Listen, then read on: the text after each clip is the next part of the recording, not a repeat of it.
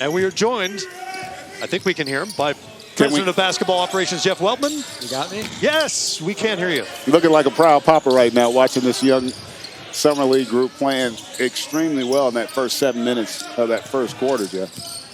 Well, you know, our coaching staff has done a really good job preparing them. And as you know, we've got a lot of, young guys that we're excited about. And obviously, our starting lineup had a bunch of them.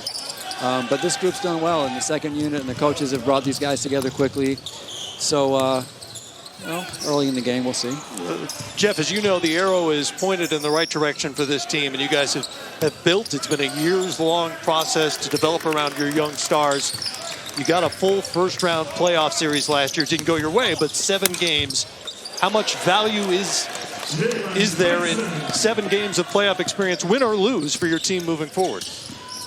Well, it's a great question, Matt. We will find out.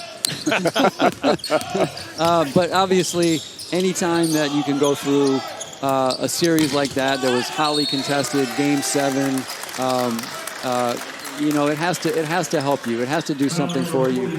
Just, if nothing else, just to know what to expect the next time you go into a series like that, to understand the value of a possession, how to prepare for a game, the crazy, road crowds that you're going to face in the playoffs. All of those things are just, building experiences and getting reps and getting that under your belt is going to go a long way, we hope. And basketball-wise, did you feel like you learned something about your team that was lacking, you had to address moving forward in terms of development or the signing with Kentavious Caldwell-Pope? Or was it simply, okay, we got a little better because of the experience? Yeah, I think we learned that we're very young. Which you are. And we need to keep going through these processes with our guys. And, you alluded to KCP. We're really excited about adding a guy like him who will improve our defense, improve our shooting, and really brings a championship pedigree. The guy's been a heavy minute player on 2 championship teams, and he's going to help our guys understand what it takes to get to that level. Got to take a break. If you'll stick with us through the timeout. Sometimes we have the close timeout in TV. It happens. Be back with Jeff Weltman. Magic on top of the Cavaliers. Look at downtown Las Vegas. Old school. Wow. Maybe it's a little cooler under that roof. I don't know. That's not the Vegas I grew up in. I can tell you that. That's not how it was when I was growing up here. That's true. You could speak to old school Vegas. Yeah, more so than anyone here. I do like the modern look of Vegas, though. It is really grown as a city. In this event, man, think about where the Summer League. I tell you what, Huff has been dynamic here. Yeah, puffing out here. He's been terrific and showing a lot more mobility than I remember seeing the last few years. Back with Jeff Weltman, the president of basketball operations for the Orlando Magic. We touched on Kentavious Caldwell-Pope and that signing. The need in terms of shooting was fairly obvious. In terms of development, he's not that old. He's won a couple rings. He does all the things you need, and he adds to what I believe was the 3rd best defense in the league last year. It seemed like an obvious fit other than saying, hey, would you like to come here? Well, it's funny, when you have cap space especially, I think a lot of people just say, well, who are you going to get? Who are you going to go after? But, let's be real. There are a lot more coveted players than there are situations. And it's really like, where does the player choose to go? Not who does the team choose to go after? And so I take it, as a great compliment to our whole organization, the locker room, our roster, the coaches, our whole organization. When you walk into our facility, it feels good. And to get someone like KCP to recognize that, I think he aligns with our values, kind of the Magic way.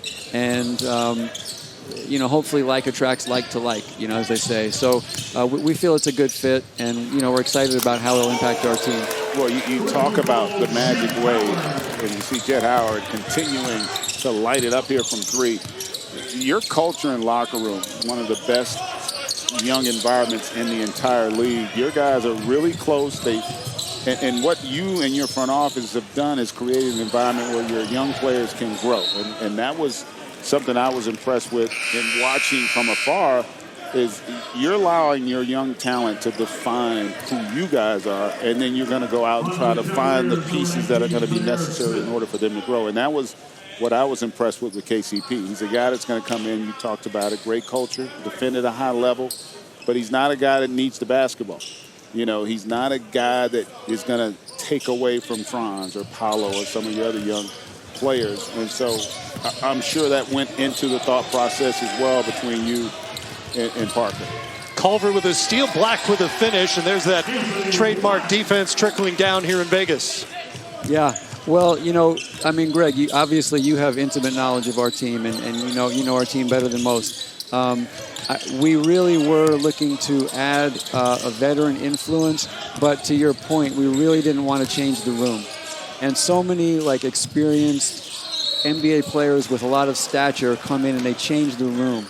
And so that was difficult to find that balance, and we felt that it was an important balance to strike because of just what you said. You know, we're kind of trying to run two races right now. We want to build on the season that we had last year. We made the playoffs for the first time in a while. We want to grow that team, but we also want to be responsible to, you know, what I've called like our North Star, which is developing our young talent. You know, it was not too long ago that we won 22 and 34 games, and we've got a lot of talented young players on our roster that we reaped through those drafts, and it's our responsibility to develop them. So, Huff with another bucket. Sorry. He's been all over the rim in this game.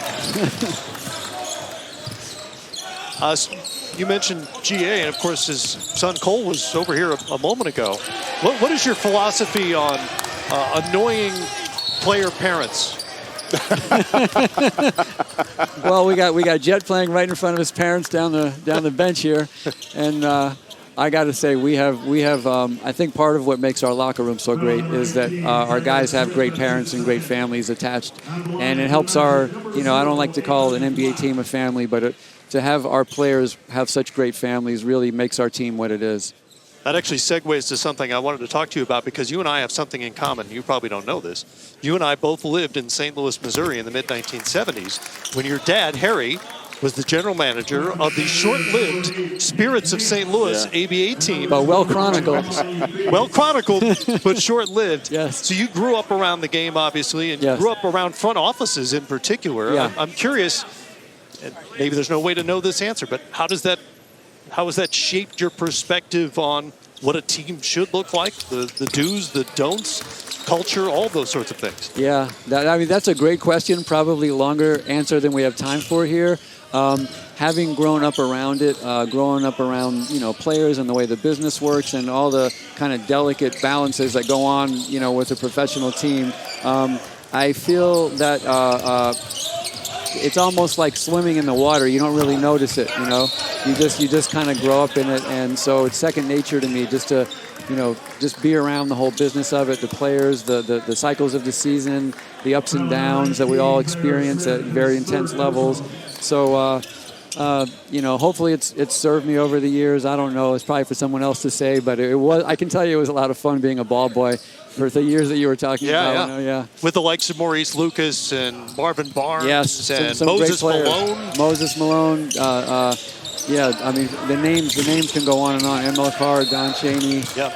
Yeah, some Snapper great players. Jones. Snapper. Yep. Yeah. And with Bob Costas sitting in your seat. Yeah, that's right. That was basically his first TV job, was as play-by-play for the Spirits of St. Louis. Straight out of Syracuse. Hubie Brown tells a great story about a young Bob Costas with what Hubie describes as a Prince Valiant haircut, breaking up a layup line fight between teammates in St. Louis.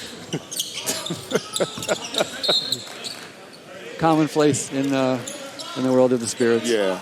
Well, I tell you, you talk about that family atmosphere. The NBA as a whole now, the product and the personnel, and by that I mean the character of the guys, like it's far different than it was 20. And I try to explain that to people. You know, you're going to have a 15-man roster. You're going to play over the course of the season 11 of those guys, but you want to have 5 high-character guys on that bench that help define and develop your culture, keep your locker room fresh and connected. And that's something you guys have done a really good job with throughout your roster, not just the core guys, but the complementary players who aren't going to play a ton of minutes. Appreciate that. You know, those things matter. I mean, I don't need to tell, you know, an ex-NBA player how important those things are, you know. And it's really, important to show the young guys how to do it right. But more importantly, it's important that everyone feels that they're invested in their role and that the young guys feel I'm here for a reason and I have a pathway to being developed. And that gets tricky in this league when you start to, continuously add draft picks and young guys and you're trying to be responsible to that while grow the team. But it's something that we've tried really hard to do. And I think the most important part of that is just bringing in the right people. 20-point lead for the Magic. And, Jeff, I don't want to jinx it, so we'll let you go and enjoy this. Great start to the summer for you with the KCP signing, the other signings you did with the Wagner brothers as well. Congratulations on all the success, and hopefully you can keep that arrow pointed in the right direction. Appreciate that. Thank you so much. Jeff Weltman with us here courtside. Talking to coaches and front office members and agents, they say the hardest thing to deal with in today's NBA is the parents of players. Do you find that in particular? Some days we have a girl on our team. Talking to the dad often. He's gonna text you. Why isn't he? The play calling, the minutes. Not naming any names. Yeah. Greg, how you doing, man? Good to see you, man. You okay? I'm doing well. We appreciate that, Coach. Well, we're going to ignore Mr. Greenberg. But I will say, I tell you what, you have done an incredible job in terms of the culture. And Jeff Weltman, we had him on for game one. The other thing you guys have done is you've given your guys ownership. You're allowing them to grow as opposed to trying to go chase something. And this offseason is a perfect example. You bring in a guy in KCP that really kind of adds. He's a culture guy. He's won 2 championships. You got to be really excited about the future with this young group. It really is exciting to be a Magic fan, to be a part of this, to help these guys grow into what their NBA careers are going to become. And that's what we talk about from the moment that they step their foot in the door is, we want to help them achieve their legacy in the league. Whatever greatness they're trying to accomplish, we want to help them with that, because alongside of that, of them growing and them becoming better, now allows us to become better and continue to grow. Have you guys felt the impact of KCP already? He's a winner. We did dinner the other night, and I just thought... Who paid? The coach paid. I paid. Come on. No chance. Coach always pays. No, that's a Cardinal. The coach always pays. They did. They pitched in. We did credit card roulette. Did you do it? No. No, coach paid. No, but just seeing them at the table, having conversations with him, asking them the questions that they did, and his ability to, reference what winning is, what championship building is, what culture is, the sacrifices you have to make, the focus you have to have. He was incredible just from that side of it. The other thing I love about him and the way your team's, and we were talking about this earlier, you guys aren't going to have a traditional point guard in essence because you're going to run the ball through your wings with Paolo and his emergence and Franz Wagner. So you wanted to have some guys off it. The fact you guys brought back Gary Harris. Now, Gary's a terrific player and competitor. Didn't shoot it great last year, but having coached him a little while, he's a much better shooter than he showed a season ago. Absolutely. And what I think, like KCP, Gary, the veterans that come in, they have the ability to know exactly what they're capable of doing. Spacing the floor, defending, and being able to talk to these guys the right way because they've been through an experience, but not needing anything other than to provide their level of experience and their toughness to the game, and that rubs off on these young guys. We've got a 35-32 game. Now it's 35-34. Orlando leading by 1, Greg. Yeah, he's impressive. I like his activity. The other thing that's interesting for you, because you have a unique perspective, the fact that, your first year and a half, you were in player development mode. You weren't necessarily coaching to win games.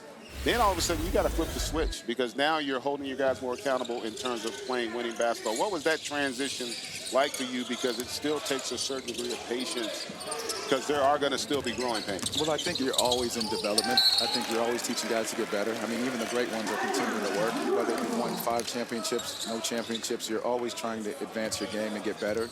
And so the moment we walked in, we knew we were about development. We knew we were about getting guys better. But those habits have not changed in the mode of what we're doing. You're creating and trying to continue to create winning habits from day one, as well as understanding how you're trying to teach these guys to win in this league. I know you know a lot about football. Anthony Black, I'm sure you're glad he chose basketball over football. At 6'7", what is he going to add to the mix, getting a lot more rotation minutes this year? I think one, defensively, his ability to guard the ball. He has a unique, and we tell him all the time, he's got a unique knack to just be able to guard on ball, take the hit, but then open back up and stay in front of a guy. That's very unique. So I'm very glad he decided to play basketball as well as Jalen Suggs decided to play basketball. Right, you got a lot of guys that, and that's where, the physicality comes in. You're not afraid. Paolo played football. They're not. Yes, you're not afraid of contact. You're not afraid of getting hit. And the way in which we want to play, we want it to be a physical game. We want to make teams have to work for everything they do, both offensively and defensively. You guys also were able to bring back, we talked about really kind of focusing on your group. You brought back Mo Wagner as well. Gary Harris comes back. Goga as well, who I thought for the minutes he played, he was terrific for you guys last year. Even though the season was great, you went through some significant stretches with injuries, and you were still able to withstand that in 47 games. I think there's something to be said about guys being ready, and it goes back to that development. Those guys that were not playing minutes early, not necessarily Anthony Black not having to play right away and then jumping in and stepping right into that role. I think that goes to what the coaches have done, the ability to say that we're going to keep getting you guys better, so when your number's called, you're ready to go. And then the continuity of the team bringing all these guys back, it's something to be said. I mean, some of these guys have spent more time with us than they spent in college. Yeah, Bediako had the ball go off his hands. Magic lead this 1-by-1. We're talking to Jamal Mosley, the head coach, who, congratulations, just got an extension last year. And I know it feels like, and I don't want to make a direct comparison, but similar in certain ways to what Denver did leading to their championship, where Michael Malone talks about it. There were times where he felt like he could have been fired, but they stuck with him. They stuck with their core. You guys have had so many assets, draft picks, young players, the ability to make moves. And me as a fan of that type of stuff, why don't the Magic make a move? Why haven't they done this or that? But the value of remaining patient with this program, I think, is starting to pay off. I think that's what is missing in a lot of places, and I think Jeff and his group do such a great job of not overreacting to what's happening or a trend going on. They stick with the plan that we've put in place for these guys to continue to get better, to continue to grow, to build something that's sustainable, not just trying to jump to mediocre fast. We talk about wanting to be a great team and build a championship culture on and off the court, and that's what the players that we bring in, not just character, but playing-wise, that's who they are. Well, you talk about the phrase now in the league, timeline, right? And in a lot of ways, obviously I watch a ton of your games. You guys are probably a year ahead of schedule. I thought you could be battling for the playoffs last year, but the fact that you were able to get in and probably would have had a higher seed but for the injuries, do you sense that next year is going to be unique? Because we'll get it after this if we come back, if you can hang with us, but the expectations are going to be there this year like you haven't faced before. Catch up with that when we come back. Okay. We'll get him on after the commercial. I got a parent telling you what to do. After commercial. It's the same text. Hey, take us to commercial, Jared. Let's go to commercial. Thanks, producer. Here inside the pavilion on the campus of UNLV, where Greg thinks he runs things because he went to school. I mean, my jersey is hanging in the raft. It is. Not of this building, though. It's the other one. They all connected. Jamal Mosley, the head coach of the Magic. His team down by 1 right now against the Pelicans. We'll get back to action here with Matakevich. Go to the free throw line for the Pels, but I believe your boss has that's cold. Yeah, no, the question was, about the expectation moving forward. And I think what this group has done is understanding how we need to play, how we have to tighten up, the amount of accountability that we have to hold each other to, how as a team on and off the court. And I think they've registered that by, the playoff run and knowing exactly the amount of details that you have to have night in and night out to be successful in this league. 3 ball put up by Jet Howard, no good. Orlando now shooting just 3 of 11 from three-point territory. And the way we stay in this game is by guarding, because shots aren't always going to fall. Got to continue to guard. Silva doing that. Hawkins gets past him, but throws it away to Matakevich. It goes out of bounds. You remember way back, 2003, what you were doing? 2003, I was playing basketball. There you are. Look at that face. Wow, give me that. You guys really brought that out. That was wow. Summer League. That was Summer League. We had to colorize the picture. Where was that? That might have been worked out in Milwaukee. That might have been Boston. Okay. I went with George Karl. Tried out for the team on just kind of one of these two-way type looks. worked my tail off and got the opportunity with him there. And I thought, again, for that, I'll forever be grateful just to have the opportunity to work your way in and work your way up. Now, you've had some really great mentors in terms of coaching, guys that have kind of helped prepare you for this moment. What's the best piece of advice you got in terms of being a coach?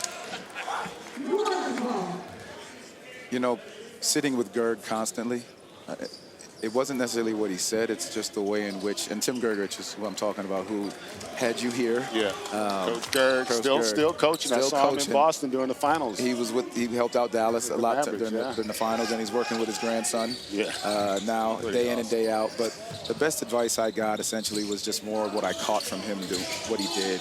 It was about pouring into these players, making it more about them than it is about us. And no matter what you do, you've got to continue to serve and give back to the game. That's the important. That's what this thing is. Frantic pace here, back and forth. Reeves going at it here for New Orleans, kicks it in the corner. Top of the key for Hawkins, who pulls up from 10. Coach, the last piece of advice, block Greg Anthony's number. Man, that's cold. You haven't already. That's cold. No, we had great conversations. Yeah. We don't talk. We don't talk. Conversations much. mean two people are talking. You spoken by Mouth Almighty over there. You heard that, right? Mouth Almighty over there. I'm trying to, play mediator here. It's not really easy to do. You guys have been around each other Jared's quite one of the some time. nicest haters you will ever meet. In all seriousness, he is. That's fact. There aren't many haters nicer. He does it so kindly. Subtle. He's like a passive aggressive. As he's smiling at you, telling you what you don't do well. Yeah, exactly. Telling you how you can change. Oh, my goodness. Coach, thanks for joining us here. I really appreciate you Hopefully guys. the luck of your team changes. They've been on a 13-0 run, the Pelicans, since you've been sitting here. Yeah, you might want to leave. Yeah. You know what? You don't have to go home. No, I'm going to go up in the stands and watch a little bit more and blame you guys for keeping me down here this long and why they've gone on a 13-0 run. I appreciate it. Appreciate it. 7-second differential between the shot clock and game clock. Matakevich beats the buzzer. I did feel like the intensity is not the same in this game as it was in the first game. No, it's not, and that happened. Your second game, the first one is a lot of energy and intensity, and the second game you're kind of working yourself in. The other team has seen you play, they've seen the scouting report. So now as you look at it a little bit, they're going that way a little, So they'll turn it up in the second half. Coach, I want to remind you that Summer League action continues tonight in Las Vegas on NBA TV, ESPN, and the ESPN app. Tonight on ESPN2, the Warriors and Bulls at 10 Eastern. Tomorrow on ESPNU, OKC in Miami. Then Dallas, your old team, against Memphis. The Silva misses, and that's how the first half will end. Coach, go give him a pep talk. Team down by 10. I think I might do that. Still got a lot of time. Got a lot of time, Coach. They'll be better in the second half. Jamal Mosley joining us, the head coach of the Magic. He's got his team in prime position.